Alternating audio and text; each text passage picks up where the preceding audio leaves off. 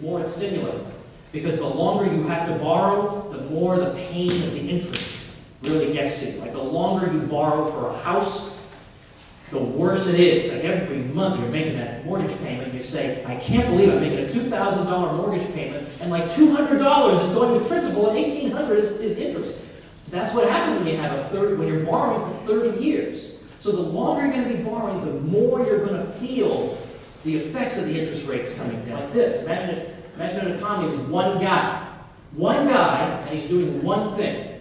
He's building a house. Let's say we got a guy, and he's building a house. He's got his blueprint for the house, but this blueprint requires 20% more bricks than he actually has. Okay, well, he's going ahead and building it. He doesn't realize he doesn't have enough bricks. And just by hypothesis, there are no other bricks. This is a whole economy. It's him and these bricks that he has. So obviously, he's doing something unsustainable. Like eventually, he's going to realize, I can't finish this house.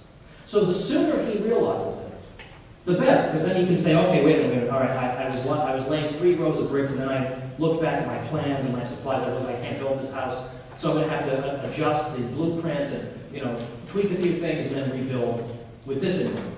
But what if he notices his problem when he's putting the last brick on and he turns his head? There are none left. Well, now he's wasted all this time and all these resources. It was a bad move on his part. He was doing something he shouldn't have been doing in the first place. And that, in effect, that's the analogy to the recession. The recession is the moment that the economy catches up with us. It says, wait a minute. But this is ultimately what the Fed, in effect, encourages us to do, is green light, keep on going. In fact, in 2001, we had a slight downturn.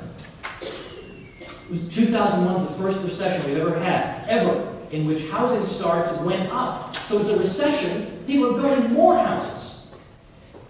Now, what would have happened if the Fed had not intervened at that point is that people would have said, okay, maybe I got to do something else, I got to invest in something else. Interest rates would have shot up.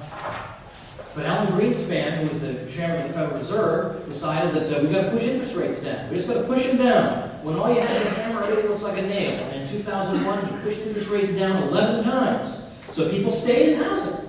Seemed like a good investment. There was no market signal telling them to stop speculating in real estate. September 5th, 1929, Irving Fisher, the godfather of modern economics. There may be a recession in stock prices, but not anything in the nature of a crash. Dividend returns on stocks are moving higher. This is not due to receding prices for stocks and will not be hastened by any anticipated crash, the possibility of which I fail to see. October 15th, he says. Now we're like a week or so away. Stocks have reached a permanently high plateau. And then he said that he expected to see the stock market a good deal higher than it is today within a few months. He says, I do not feel that there will soon, if ever, be a 50 or 60 point break below present levels. Okay, a week later.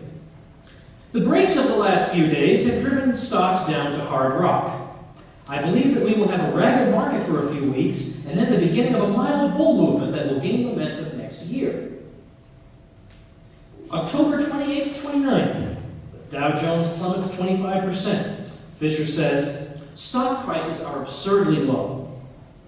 But in fact, they had a much steeper decline ahead of them. By the time the bottom was reached, stocks were off nearly 90% from their peak. There was even a case where the New Republic magazine, which is my least favorite magazine, New Republic magazine had a journalist named Stephen Glass. Some of you guys might remember this guy.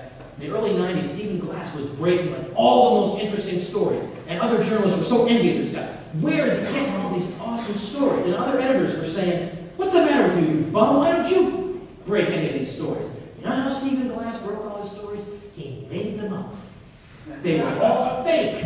And so you could make up lots of great stories when you're just making them up. And one of the stories he made up was that investors on Wall Street had built a little shrine to Alan Greenspan with flowers and candles, and they would all get there and meditate in front of him together. And the scary thing about this is that nobody noticed that was a phony story.